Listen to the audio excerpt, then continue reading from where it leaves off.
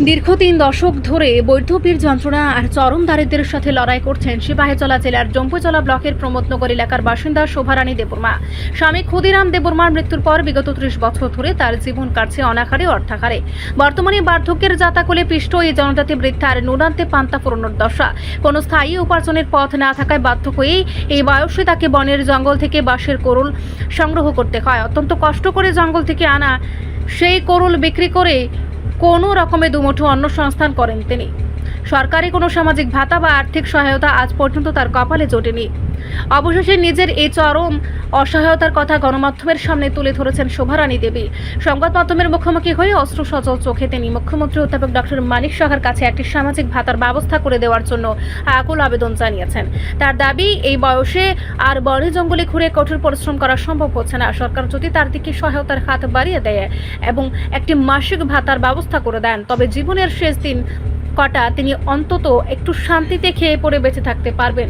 প্রত্যন্ত অঞ্চলের এই অসহায় জনজাতি বৃদ্ধার মানবিক আবেদনটি এখন প্রশাসনের উচ্চ মহলের দৃষ্টি আকর্ষণের অপেক্ষায় রয়েছে। আপনি ভাতা পান না? না, ভাতা হইতো না। ভাতা হইছে না?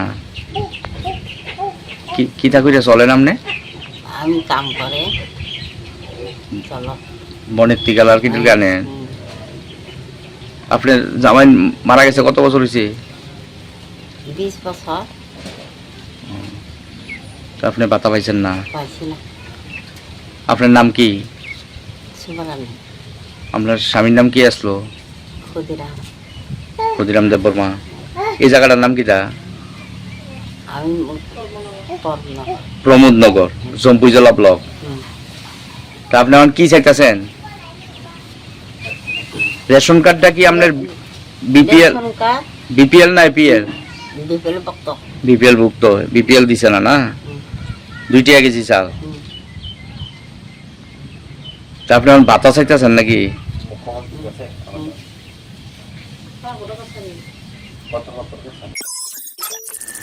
রিপোর্ট সংবাদ প্রতীক্ষা।